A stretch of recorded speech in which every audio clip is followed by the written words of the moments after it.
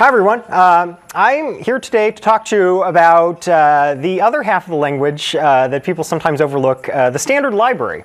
Many people don't recognize that C++ is really divided into two halves. You've got the core language, which is pointers and integers, floating point, and then the standard library, which is really the higher level abstractions on which users actually build their programs. Today I'm going to cover some magical things we do in the standard library, and then I'm going to reveal a couple of secrets that have not been announced before. So first, these magical things that we do. Why are we using native code in the first place? Well, there's a few reasons I can think of. It's easy to sort of forget that your computations are going to run on actual hardware, but in the end they do. And you really can't ever forget that fact if you're going to write high-performance code that needs to be robust. And there was a period of time in the early 2000s or so, which was coincidentally when I was learning how to program C++, when it seemed like computers were just getting faster and faster and bigger without limit. And a lot of those trends have actually tapered off. So when it comes to like a memory usage, space, it seemed that today computers are they've got a gig of RAM that's going to be 2 gigs, 3 gigs. We don't need to worry about memory consumption. And now we're deep in the 21st century, and we kind of do. We've got small devices like phones and tablets and consoles. How much RAM do they have? Well, about 512 megs right now. That's not so much. I can think of lots of things that I would like to stick in 512 megs of RAM. But I don't want to run out of memory. I don't want bad Alec. Let's leave aside desktops for the moment. Many of you may be writing server applications. Servers are gigantic, 64 gigs of RAM, terabytes, what have you. But think about how many users they need to service. Tens of thousands of users. Suddenly, all of those 64 gigs of RAM don't seem so big anymore. And even if you have a very large machine, maybe you're using virtualization, which is the next big thing, cloud computing. When you take a large physical machine and slice it up into lots of little servers, maybe those servers only end up with half a gig of RAM, a gig of RAM. Space usage is important even on the server space. Now, desktop's sort of interesting because you've got relatively large systems, 4 gigs, 8 gigs of RAM, and only 1 or 2 concurrent users. But think about the memory hierarchy. Yeah, I mean, memory's big, but it's also relatively slow and far away when you're thinking about how fast processors have become. The caches are very fast, but they're also small. Like level 3 cache is like maybe 8 megs. Level 2 caches are like 256 kilobytes. Level 1 cache is like 32 kilobytes. These are extremely small numbers. And yet, if you can get your program's core inner loop to fit within these relatively small magic numbers, everything becomes so much faster because you don't have to go all the way out to main memory. So focusing on space usage is important. Well, what about time? Again, back in the early 2000s, it seemed like processors were constantly getting faster, 10 gigahertz by the end of the century. Yeah, that never happened. Instead, they sort of peaked out at frequency about like 4 gigahertz is the limit. And instead, we've been getting more cores. So while the frequencies are continuing to improve somewhat and instructions per cycle are improving somewhat, the amount of single core perf we can expect on a desktop is really limited by power at this point. And even then, we've hit like 100 watts, 130 watts of TDP. The amount of time in which we have to do things is looking less and less when you need to constantly display fast and fluid animation at 60 or now 120 with stereoscopic 3D frames per second. That's like 16 milliseconds or 8 milliseconds, and bam, you got to go put up another frame. If you have a program that is very conservative about how much time it spends, then you can do more work before you need to go put up that next frame. And finally, we've got these two limits of the hardware, space and time, but there's an even more fundamental limit when it comes to working with the world of atoms, and that is that you, the programmer, are made of atoms. The problems that we have to solve as programmers are just constantly getting bigger and bigger. Programs that we were able to write in the early 2000s were relatively small. Now they need to go talk to a database, they need to be multi-threaded, they need to be displaying DirectX or OpenGL, they need to have extremely complicated data structures, talk to tens of thousands of users. The problems are just getting bigger and bigger. But our brains are not. Yeah, we get more experienced over time, but the amount of little twists and turns we can keep in our head is really constant. Bigger for some people than others, but the problems just keep getting bigger. So in order to write stably working programs, we need tools that allow us to work at a higher level of abstraction. Break a problem into component chunks, load it into our head, get it right, set it aside, load the next chunk in, and then get that right. And the primary tool for doing that is libraries. You can stack libraries on top of each other, the CRT, the STL, Boost, higher level libraries specific to your domain. If you're a large company, you may have company-specific libraries. And the STL is sort of the one that is right above the CRT and is one of the first users of new C++11 features. Basically, everybody here in this room is going to use the STL, some more, some less, but there's really no avoiding it. And that means that the STL has to service a vast majority of users while retaining extremely high performance and extremely high levels of correctness. If there's a bug in the STL, like say VC10RTM stood string leaked 16 bytes of memory, that's really bad. All of your programs leaked lots of memory until you patched to SP1. I feel really bad about that one. Yeah. So these are the concerns that we have to deal with as standard library developers. I'm going to hit each of these. In space, we've got an optimization that I did in make shared that saves memory. In time, there is a new form of putting things into vectors. And as far as abstraction goes, I teased in the abstract that there are ridiculous things going on in stood pair, which used to be the simplest class in the world and now is rather complex. But it's for a good reason. And we'll see how that works. So make shared. Shared Putter was introduced in TR1. It was originally designed in Boost, made its way into TR1, and then became part of C++11, and that's when Make Shared was added. And there's really 5 different fundamental ways you can construct a shared putter. I've outlined them here. There's the plain vanilla way of you new up a T object, you give it some args for its constructor, and then, because owning raw pointers are leak-trosity, as we've seen in Bajarn's presentation, we immediately give it to an RAII resource manager shared putter. But shared putter is also customizable. In this case, if you're using new, you want the paired delete. But maybe instead of saying new targs, maybe I need to call a special API that's maybe newing up a font or allocating a font, and it needs to be matched with a paired resource destruction function. The default shared putter is just going to pair it with delete, but I can give it a custom deleter that will invoke that function or potentially function object storing state on the pointer when it's time to be destroyed. I can also give it a custom allocator to control how the shared putter allocates its own internal data structures. And then there are these new ways, make shared and allocate shared, that construct an object from arguments and create a shared putter to it all at once. This is convenient because you'll notice that I only have to mention the type T once instead of twice. It's less typing. Notice how the line is shorter. And I only have to say auto. And then there's other constructors on shared putter that I won't go into. These are not fundamental ones. Now, the most interesting thing about these methods of construction is what is not there.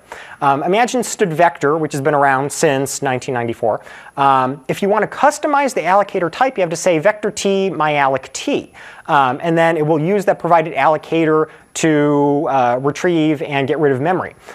Shared putter takes custom deleters and allocators, yet that's not apparent in the type. It's always returning a shared putter t.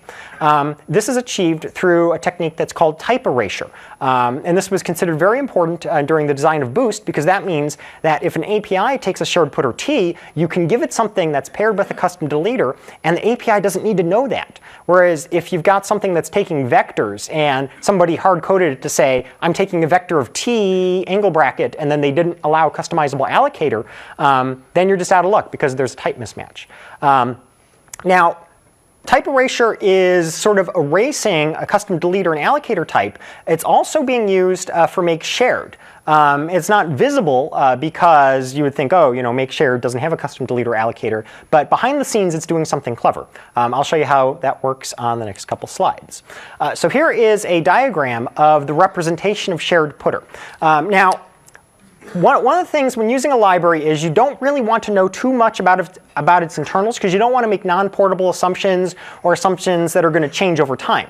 Some level of distance is good, but it's also always good to just have a vague idea of the representations of things you're working with. Like, it's critically important to know that a std vector is a contiguous block of memory and a std list is a linked list of non-contiguous elements. That both affects correctness guarantees and performance.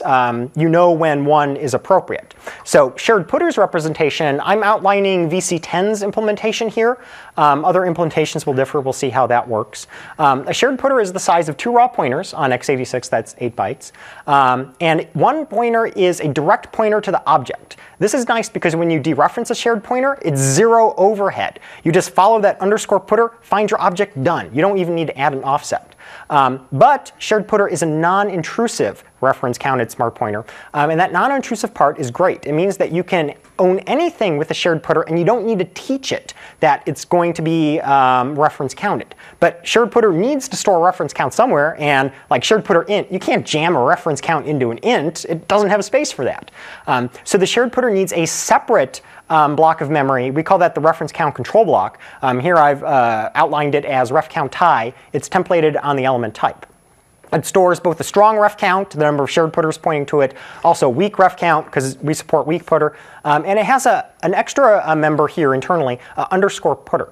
So the way that this works with type erasure is that the shared putter has a pointer to a non-template base class. Here it's ref count base. And this is a polymorphic base. We've all used that inheritance. And it stores the strong and weak ref counts because those are universal to every possible shared putter. And what it really points to is this ref count tie block that's templated on the element type. So at runtime, we've erased that type information because we've just got a pointer to base. But we're remembering it through the magic of virtual functions. And the ref count needs a pointer to the object as well. This may seem redundant at first, but think about what happens when all of the shared pointers to an object die and the object needs to be destroyed. Well, we need to invoke a virtual function on the ref count control block and say, hey, it's time to get rid of this object.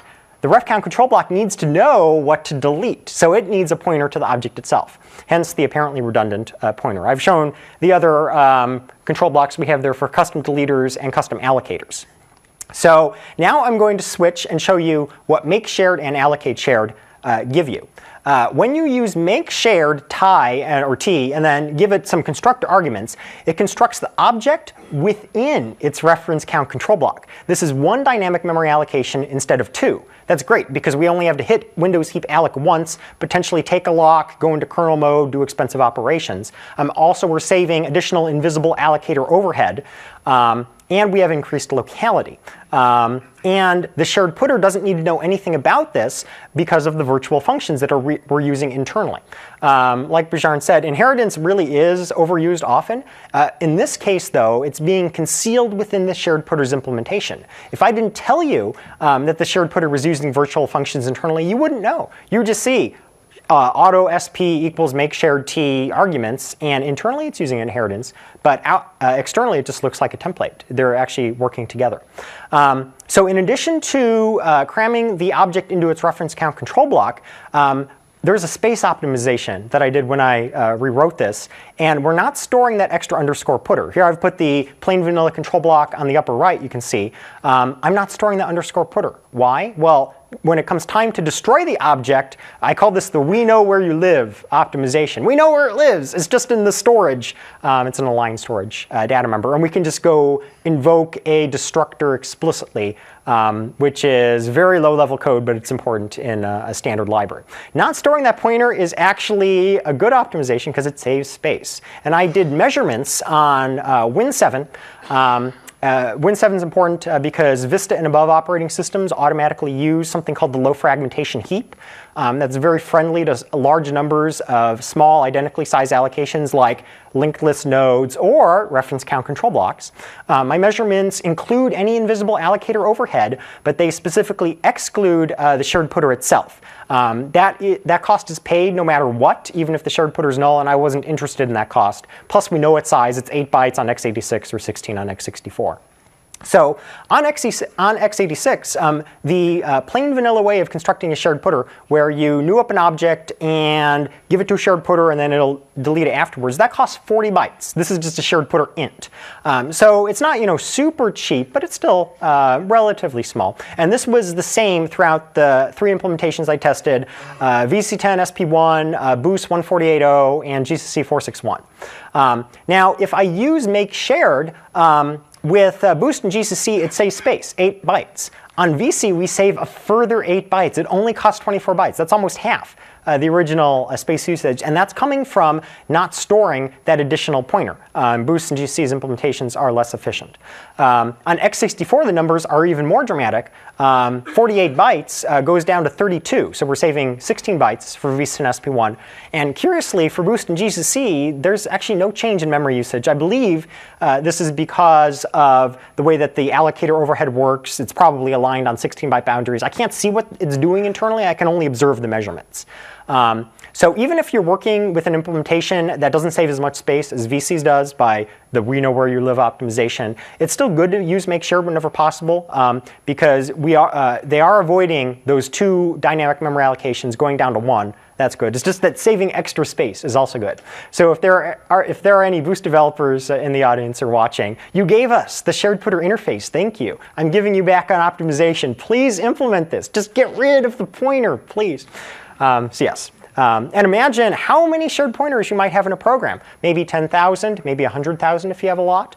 Saving 8 bytes per shared pointer, that's a lot of memory. And the best part is this optimization is for free. This is the sort of thing that I worry about as a standard library developer.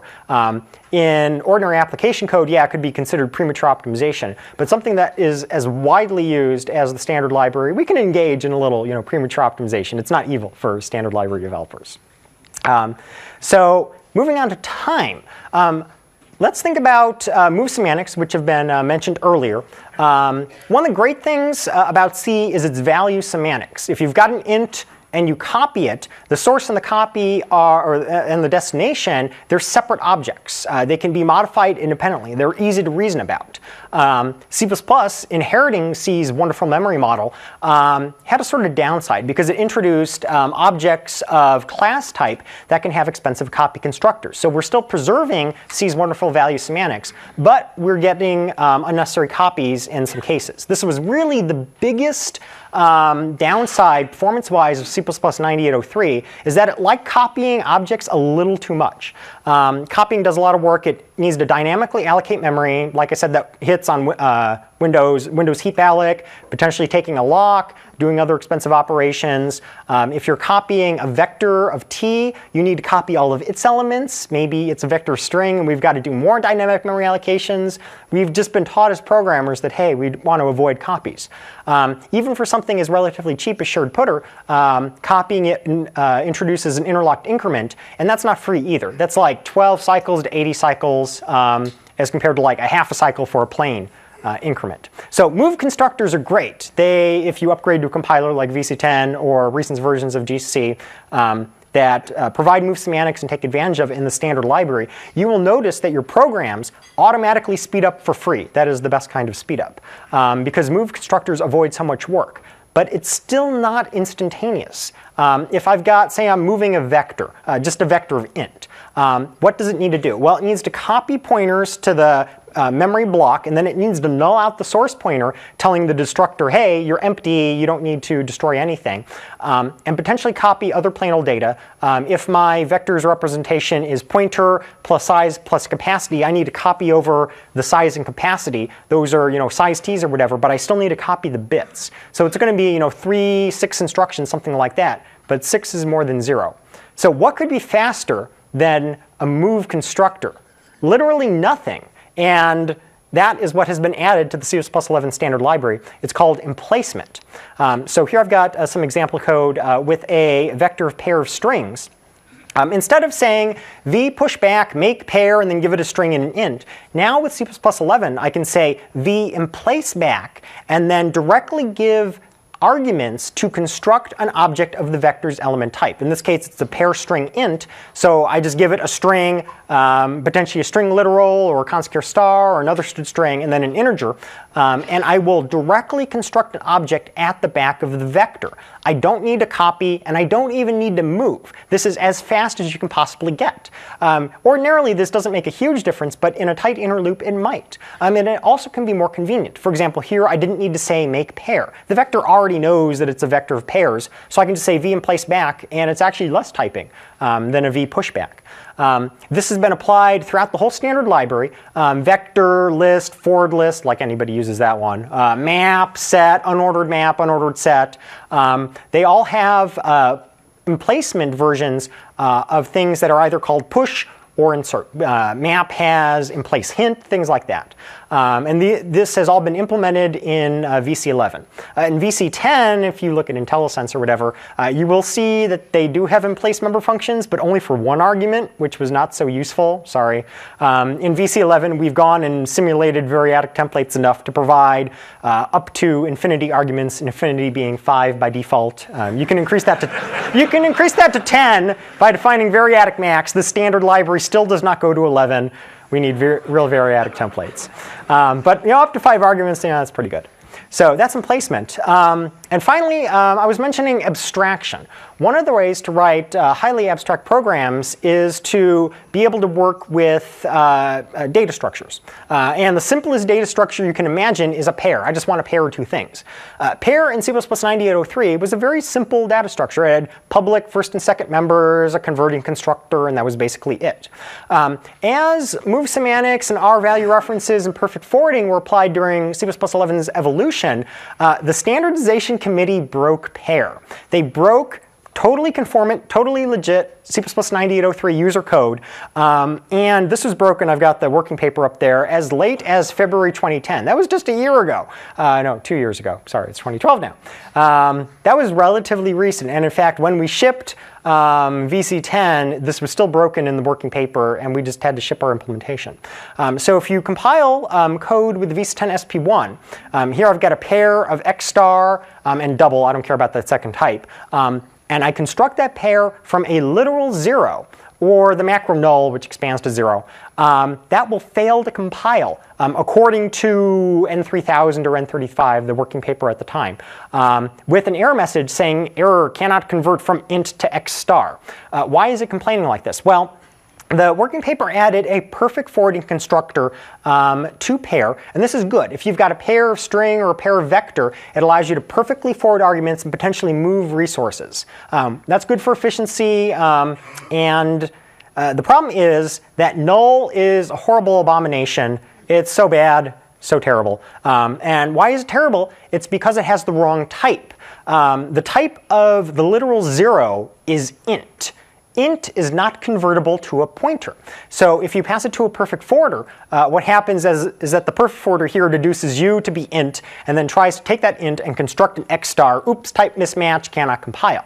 The only reason this usually compiles is because by special dispensation in the standard E's, the literal 0 is convertible to any pointer. This is a rule outside of the type system. When you subvert this type system, bad things happen, like this. Now, if you use null putter, things are okay. When we actually discovered this during VC10's development in the standard library, we looked at this and we're like, this is breaking, totally conformant user code. Can we fix it? No, it's not yet fixed in the working paper. Should we try to hack around it? No, pair is too widely used. We don't want to break it. I've broken bitset before by adding extra constructors. I don't want to go there for pair. We fixed it. And so instead we went back to our compiler front-end developer, Jonathan Caves, and we said, hey, could you give us this null pointer feature? And so he implemented that. And in VC10, if you give null putter to pair, that works properly, because null putter's type is null putter t, and that's perfectly forwarded along. Yet, it's bad to break that user code that uses null, even if null is pretty evil. So how did the standardization committee fix this? Fortunately, they did before the final stamp was put onto C++ 11. And they added an extra little remark section. Here I've got a working paper equivalent to the official C++ 11 standard. They added this sort of cryptic remarks. Here they're instructing implementers like me in Dinkumware to do something special. What they say is, if U is not implicitly convertible to the first type of the pair, or V is not implicitly convertible to the second type of the pair in this perfect forwarding constructor, this constructor shall not participate in overload resolution. And when they say the specific sequence of magic words, that's a directive to the implementers. And they say, you need to use something called Safini, powered by the enable if template in type traits or equivalent machinery, to disable this constructor from overload resolution whenever this condition applies or doesn't apply. Basically, it says, pretend that this perfect forwarding constructor did not exist if its body would not compile. And this is useful because now in VC11 and in C++11, if you try to construct a pair of pointers from the literal 0 or the macro null, this will compile now because the perfect forwarding constructor will instantiate itself with template argument deduction. It'll find U to be int and will notice, hey, int is not convertible to x star. The body of this constructor could not compile at all. So instead of emitting an error, I'm just going to pretend that it didn't exist in the first place. The compiler takes a step back and just snips that constructor out entirely. There's one constructor remains, though, and that's the original C++ 9803 constructor that takes a hard-coded const t1ref, in this case const x star ref, and the rule that the literal 0 is convertible to a pointer can jump in and say, yes, I can compile. Nullputter still compiles.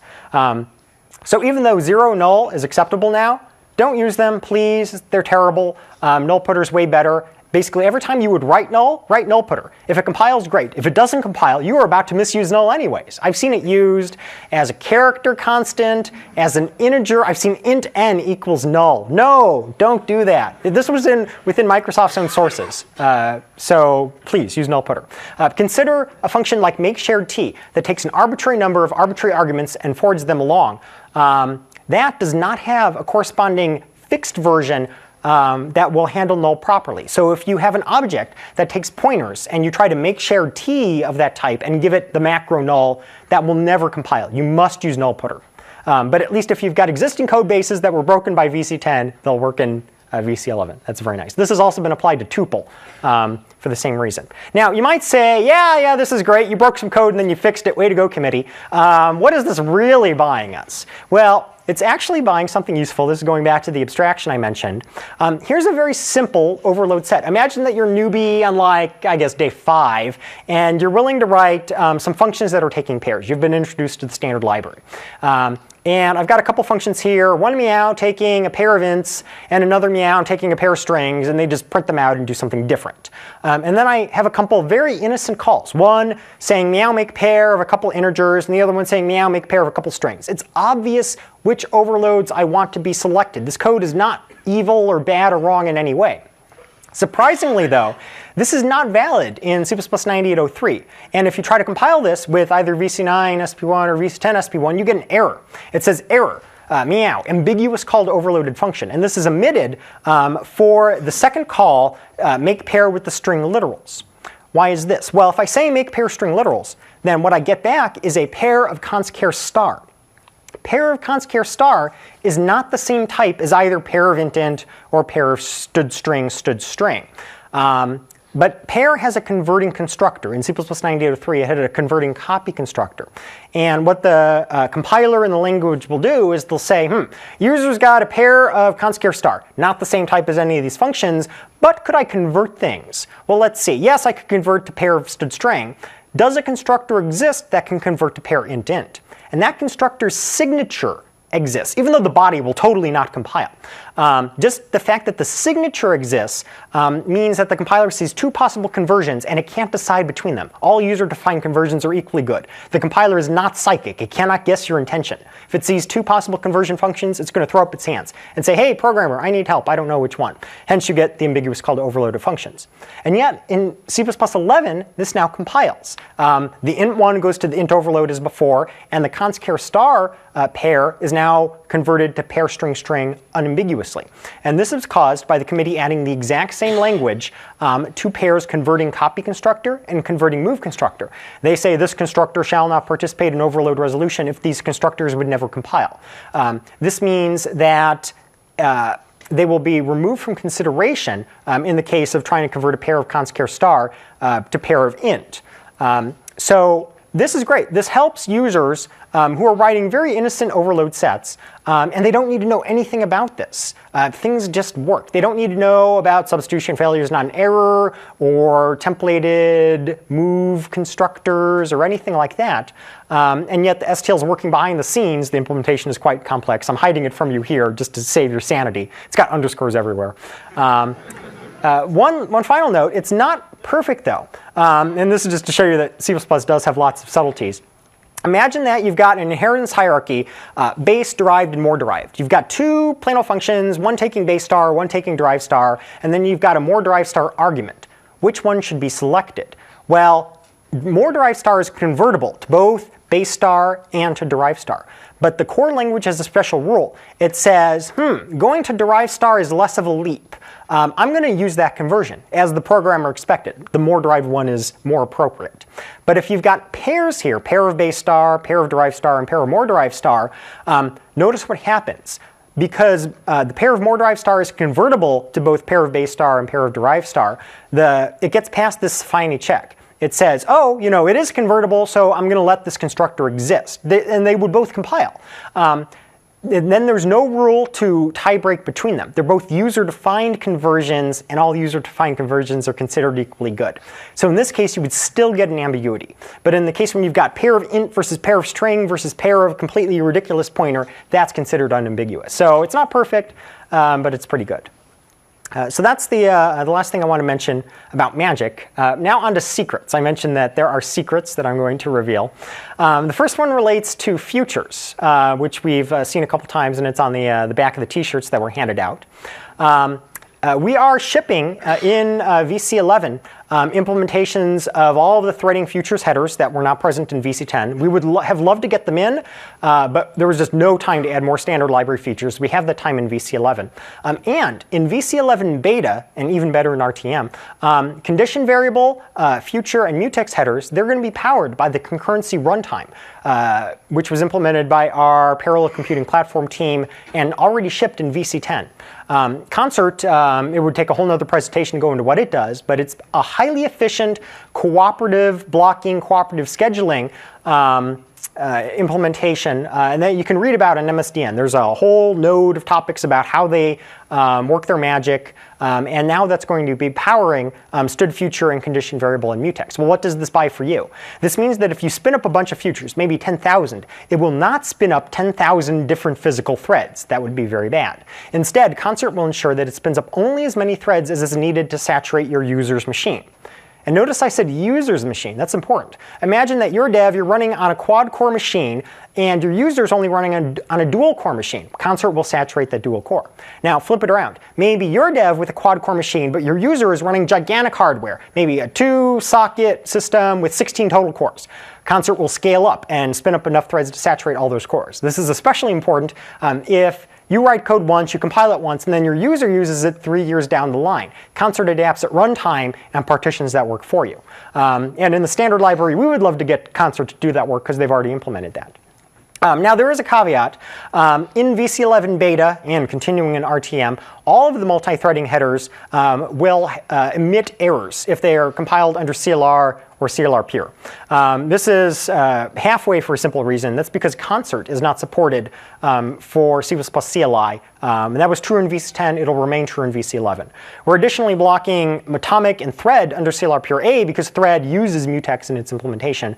And B, getting them to work properly under CLR would be way too much work for this product cycle.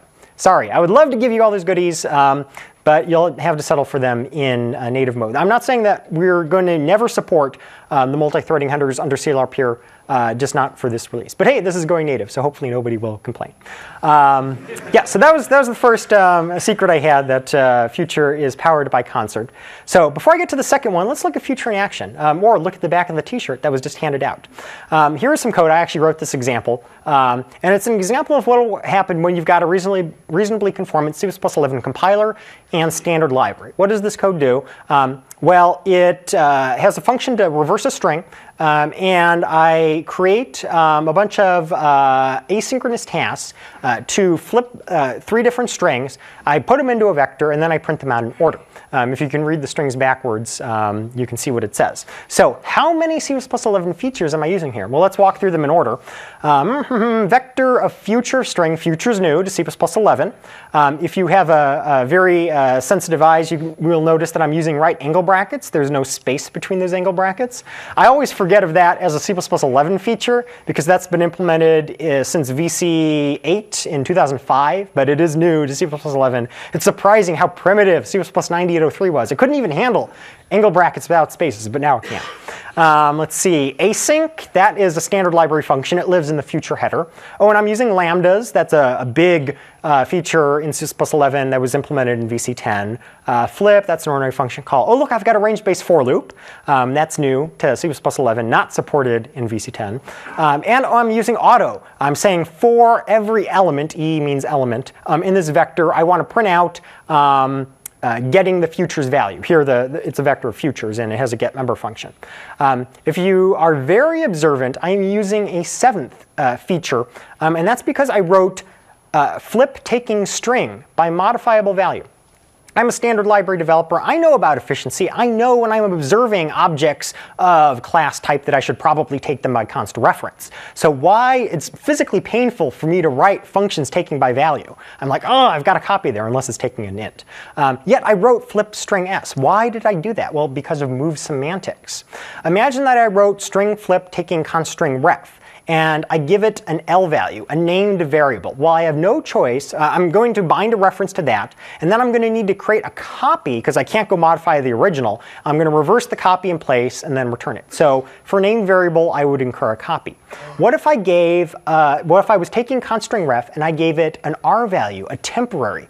I would bind a const string ref to it, and then at that point, I wouldn't know whether I was bound to a named variable or a temporary. So I would have to create an unnecessary copy, reverse it in place, and then return it. That's undesirable. By writing flip taking modifiable string s, I actually save a copy in that temporary case. If the source is a named variable, what happens is that it's copied into my local, my function parameter, and then I reverse it in place, and then I return it by moving it out. So I still get a copy, but that copy was unavoidable. If, however, the source is an R value, I move it into the function parameter. That's just a couple of instructions. Then I reverse it in place because nobody can see my function parameter, and then I return it by a move. So I have downgraded or upgraded a copy into a couple moves. So it's still, the guidance is still, if you're writing something that's observing, you should probably take by const ref. But in the case when you're going to make a copy anyways, consider taking by modifiable value like this. So what does this print out? Well, if you read backwards, it prints out, hello, GoingNative 2012. So now I have a question. I want everybody to vote. Do you think that this is guaranteed to print out hello GoingNative 2012, or could it print complete garbage? Who thinks that I've got a guarantee that it's going to print this out? OK, a few people. Who thinks that I could potentially get garbage, like printed out in a garbage order? The answer is that this is actually guaranteed to print out hello GoingNative 2012. And why is that? Well, it is true that the asynchronous function calls can be executed concurrently, simultaneously in any order. This can actually use up to 4 cores, 3 for the flips, and then 1 for the main thread, which will still be proceeding on. However, each lambda returns its result into a stood future, which is sort of a handle to a result that will exist in the future but doesn't maybe exist yet. I am pushing those lambdas through the async function into my vector futures in a specific order. And then I iterate through the vector in order, and I grab each future saying, OK, I don't care if you computed it already, or you haven't gotten around to it yet, or you're in the middle of doing it. Please block and give me the result right now, and I read them in a deterministic order. So even though they're computed asynchronously, I print them out in a guaranteed order, hello GoingNative 2012. Of course, I would have a data race if flip did anything like modify global state, but as I've written it, it doesn't modify anything outside its function itself. So this is code that will exist 20 minutes in the future. So now, it is time for the reveal. I use the range-based for loop there. And there was actually a blog post, which I had several months ago, revealing the level of C++11 core language support in VC11, and the range-based for loop and a bunch of other features were not among them. The reaction was somewhat not pleased. People expected that they would get goodies, and they didn't get as many goodies as they wanted. I mean, certainly as a library developer, I would love variadic templates. I suffer enormously in their absence. We make do with macros, which are evil. And when this happened, we went back and we said, what can we do about this? Well, the range-based for loop will be supported in VC11. You will be able to use this in production code. But wait, it gets better. It's not just going to be supported in VC11 RTM. It's going to be supported in VC11 beta. When the beta comes out, you will be able to use it. This is all thanks to our compiler front-end developer, Jonathan Caves. When he heard about how people were unhappy with the level of core language support, he actually took his own personal time on weekends and wrote up this feature from scratch and got it checked into the compiler. He didn't have to do that, but he did, and I'm very thankful. So that's why I'm giving him all the credit. Thank you, Jonathan. He's here in the audience, but he's not standing up. He's very modest. He even said, "Oh, don't put my name in the slides," but I wanted to give him credit. Don't mail him or anything. He was nice. Don't bug him. Bug me. And now we can't just go check crazy stuff into the compiler whenever we want, although sometimes the compiler would love that. Things need to be tested. And one of the reasons why we didn't initially plan, or management, I'm not a manager, didn't initially plan to put the range-based for loop in VC11 is that our QA team, our test team, was just completely filled to capacity, testing the whole new front end and all sorts of things. And they literally had no more capacity to test. So what do? Well, we got a fake tester. We got some guy who's not on the compiler team and not a tester at all to write a bunch of tests. Now, the tests he wrote are real tests. They were actually checked into the automated harness. They're passing 100%. That's good. He forgot to test things like control flow until the very end, like break and go to and continue. He remembered, though, at the very last minute, and they work, which is good. He even recruited, okay, it was me, recruited a few minions throughout the company, Ryan, Ahmed, and Pavel, who contributed additional useful tests and found some less than stellar diagnostics, which Jonathan was able to improve. And then finally, we got all of these tests reviewed by actual testers on the test team. Reviewing is faster than writing tests themselves. Olsey and Andy, who suggested further improvements in breaking up the tests into good chunks. So this is basically production code ready to be used. I have tried to break it every way I can, and as I'm a professional compiler breaker. I'm not a tester, but I break the front end all the time. So it survived my beating on it. Now, C++ is a complicated language, and I certainly haven't tested everything possible. There's probably more bugs waiting there. That's why we're shipping in beta so that we can get even further experience. If you find bugs, report them through Microsoft Connect. But as it stands, I think that it would take extremely obscure code. It works in the vast majority of situations. Now, you might be expecting that it's the holidays. I'm just going to give you features left and right, but I can't give you everything. One of the things that will not be supported in beta is IntelliSense. If you're trying to write the range-based for loop in the IDE in VC11 beta, you're going to get red squiggles. It's going to say, I don't know what you're writing. What is this colon doing here? That's because the IntelliSense front end is different than the compiler front end. It will support the range-based for loop in VC11 RTM. But as a beta, you're going to get red squiggles. That's because our IntelliSense front end is developed by the EDG company, and we only told them that we were doing the range-based for loop like 4 days before beta lockdown. They had no time to react to this. It's not their fault at all, but they're going to implement it by RTM. We felt it was important to just get the feature in the actual physical compiler. So now I want to go over how the range-based for loop works. I'm going to throw a little standardies at you, color-coded for your convenience. If you write for and then put a declaration there, and then colon, and then a range expression, and then a statement, the standard literally says that it spams out a little code here. This code looks sort of scary at first, but it's doing something very nice, very extensible. And what it does is it takes your range expression and binds it to a named range. It actually wraps it in parentheses, so if you put a top-level comma operator in there, it doesn't explode horribly. I tested that. VC handles it perfectly, and it actually broke GCC. I found bugs in GCC comparing it to VC. That was fun. And then it gets a begin and end from the range. We'll see how that works. Iterates through them with a plain loop, and then dereferences the iterator and stores that in whatever declaration you give it. And then it executes the statement for each element.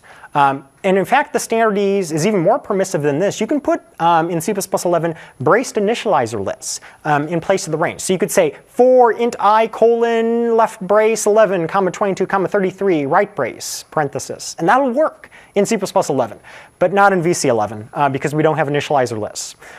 Sorry, that would be a whole other major feature. So that's not going to be in RTM, but everything else that the range-based for loop is capable of has been implemented. So what is this crazy, oh, and by the way, these double underscore variables, they are for exposition only because the standard has to give names to these things. They don't really exist. The double underscore means it's totally internal, so don't attempt to refer to them. They're in diagnostics, they're actually like $1. So what does this auto-ref underscore range thing do?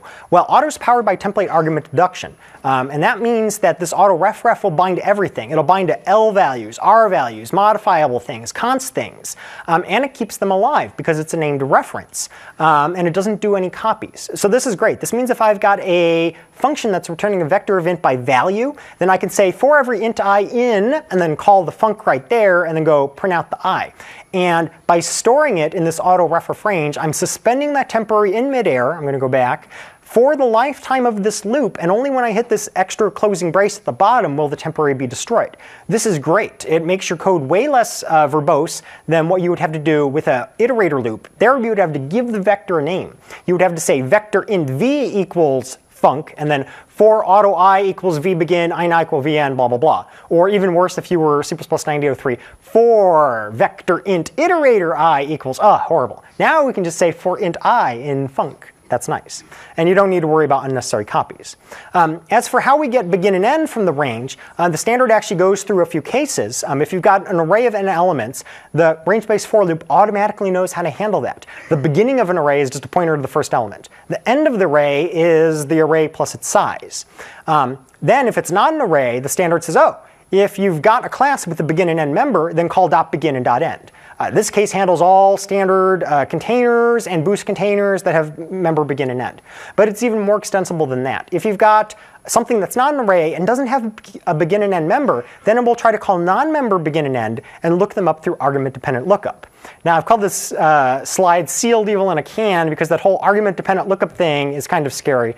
Herb Sutter is not super fond of argument-dependent lookup legitimately because it's got scary gotchas. But fortunately, it's not used as long as you've got an array or a class with begin and end members, which is the vast majority of types that will be used with the range-based for loop. This changed during the standards development, if you were following that closely. The standard iterator header actually has overloads, non-member begin end, that take arbitrary containers or built-in arrays. But these are precisely the cases that are never used by the range-based for loop. It has dedicated code to handle them. So these non-member overloads are still good for writing generic code that can accept objects of class type or arrays. But the range-based for loop doesn't depend on them. It did early in C++ OX's evolution, but not in the final C++11 standard. The one time I'll mention C++ CX in this talk is that range for does not know anything about Windows Foundation collections. If you want it to, you need to include the header collection H, which I also wrote, which provides non-member begin end. This shows you how things can be extensible without going and teaching the compiler about that. So quick pop quiz. I've got the snippet of code that the for range declaration expands to. And what if I write a loop, say I've got a vector string, and I say for string s1 colon v1, and I assign to s1. Is that going to modify the elements of v1 in place? The answer is no. If you write this, what you get is a modifiable copy of the elements in the vector. Why is that? Well, the standard is literally rewriting this code to string s1 equals dereference some iterator, and everybody knows if you write that, you're getting a copy of the element. You can get a const copy if you say const string, but you're not looking at the element in place. That is not so good for performance, and if you are attempting to write to the vector, you're going to be like, hey, my writes were lost. Same would be true if you wrote for int I colon v. Now, if you write for string ref s3 colon v3, then you do get a reference bound to the element in place, and you can either observe or observe modify. So now I'm going to take the slide, and I'm going to replace the strings with auto. And what happens there? Well, if you say for auto element in vector, then you get a modifiable copy as before. If I say const auto, I get a const copy. If I say for auto ref, it's a little different. If the container is modifiable, I get a modifiable reference. If the container is const, I get a const reference. It compiles either way. But of course, it limits me if the container is const. I certainly can't violate const correctness. It may be a little confusing as to why auto is behaving this way, but it's all because of template argument deduction. I'm just going to skip over that, running out of time. So now, audience participation. I want you to vote, OK? Show of hands. I've got a vector in v, and I'm going to say either for const auto ref s1 in v or for const string ref s2 in v. One case I'm saying auto, other case I'm being very explicit about the type. Which one's faster? Raise your hand if you think the const auto ref is faster. Okay? Raise your hand if you think the const string ref is faster. Raise your hand if you think they're identical. Everyone thinks they're identical. You're right. They're identical. Very good. You're hired. Or you're not fired. Now, what if I switch this over to a map string int? Okay, I've got for const auto ref, or I can be very explicit and say for const pair of string int ref p2, because a map's elements are actually, its value type is a pair. Who thinks const auto ref is faster here? Okay, who thinks const pair, being explicit, is faster? Who thinks they're identical again? I'm trying to get you. Actually, const auto ref is faster. Man, I wanted people to vote for identical again. Why is const auto ref faster? Well, I thought I was being explicit about the pairs type. I got it wrong. The map's value type is pair of const string int. The key is const because you can't be allowed to modify the key which controls the representation of the data structure. That would corrupt it horribly, so it applies constness. Everybody forgets this. I forget it from time to time, especially if you try to customize the allocator. So if you write const pair string int ref, that's not the same type. You can still bind a reference to it, but what the STL will do, we just saw all of pairs converting constructors. It says, I've got to make a temporary pair. I've got to make a temporary pair string int and copy construct it from the pair of const string int, and that's going to copy a string. Oops, I'm incurring a copy for every element. If I say const auto ref, then I don't incur that copy. So my guideline is 95% of the time, you should just write for autoref e in range, or for const autoref e in range if you want to be very clear about I'm not modifying this thing at all. That's going to observe the thing in place. It's always going to get the right type. So why would you ever want to use anything else? I thought about it, and I can think of 3 cases. Maybe I'm missing some. But if you actually want to copy, maybe you want to modify it and then go pass it off to some function, then it's OK to say for auto e. It might be good to put a comment there saying, hey, I really mean to copy this. I'm not just a dummy and forgetting about the copy. Sometimes, and this is more obscure, maybe you want to copy and convert. Like you've got a vector of short, and you want to widen each element to unsigned long before processing it. Well, there you could say for uint64t in vector, and that will copy and widen. And most obscurely for the Boost developers in the audience, if you've got proxy iterators like vector bool, our most hated enemy in the universe, its iterators don't return actual bool references. They return a special object. And that won't work properly with autoref or const autoref for various reasons. But if you say for autoref e in range, again, that's a super magical omni reference that binds to everything. I would only expect to see that in highly generic code. Most of the time, just say for autoref or const autoref, and it'll work great. So if you have more questions, I've got a link here to the STL11 working paper. This is actually the first one after the international standard was shipped, but the only changes since it were editorial. This means it's equivalent to the official standard plus bug fixes, which is actually very nice, and it's publicly available. I've got a link there to my blog post about the STL11 features supported in VC11, but now you know when it says range-based for loop no, it's secretly yes. I'll have to go update that later. I've got a link there to VC10's concert documentation, which you can read about, or you can just go to MSDN and crack open the nodes. It's filed away under Visual Studio, C++ something. And if you have questions specifically about these slides, I've got my email address there. So let's take some questions. Questions? Perfect.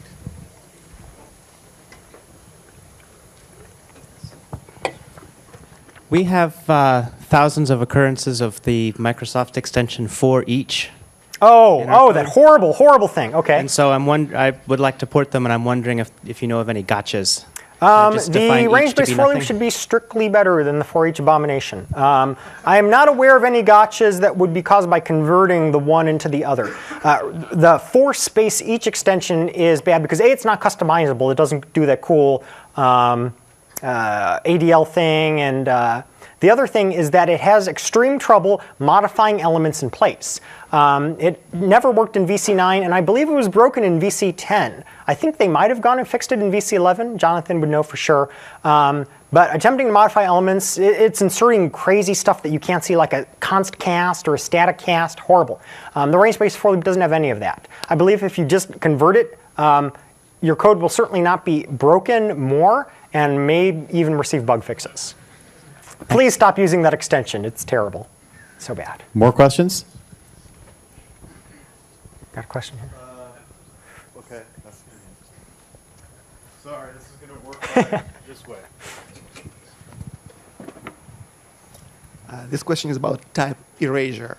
I remember that in Boost, they were just define that type erasure is a way to eliminate virtual table explosion. So when you're mixing templates, I noticed that you are not using that for that purpose. You're actually using virtual functions in shared pointer. That's right. Type erasure can be accomplished either through virtual functions or through storing function pointers. I saw that note in Boost documentation.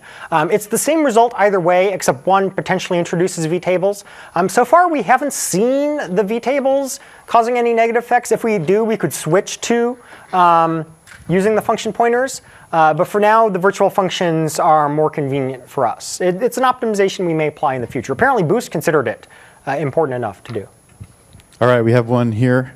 Bjarne had a question down here. Bjarne has a question? Yeah, just get to him eventually. You know what? We'll do Bjarne and then this gentleman. So here, you can hold on to this for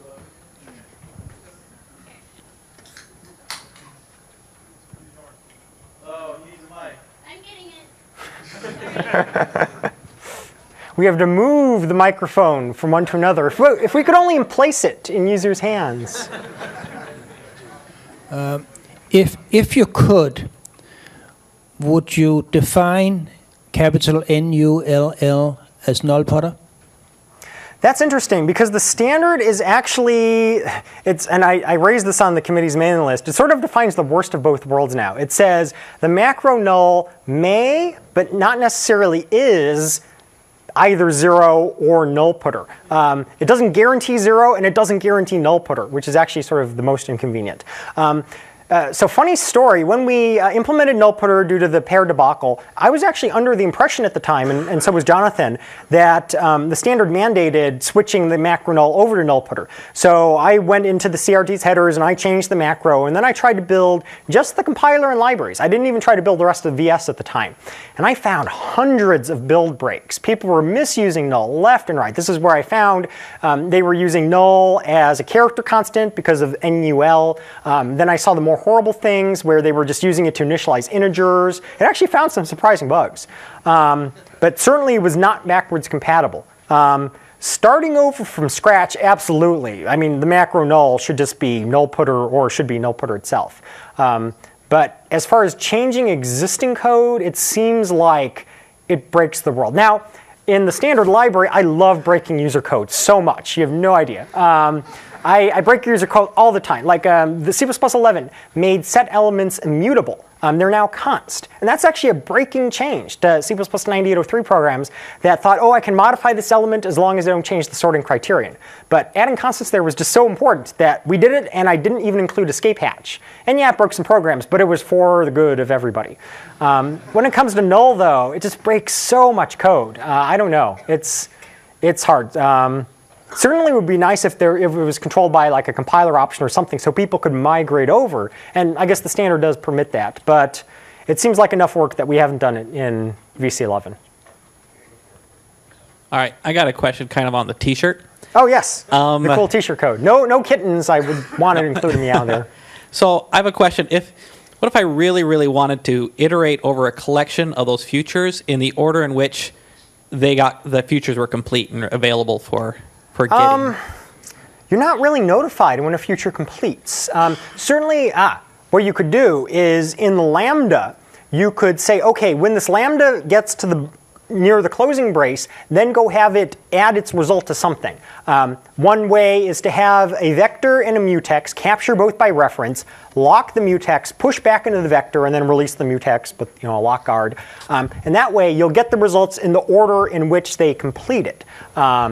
Which would be a little more code, and you would have to go take a lock explicitly. Alternatively, you could use a lock-free data structure. You could have your Lambda use a concurrent underscore vector from Concert, the parallel patterns library, and that allows concurrent pushback without taking any locks at all. And you would get the results in the order that they were produced. So that's how I would do that. Great. Thank you, STL. STL, come on. Amazing.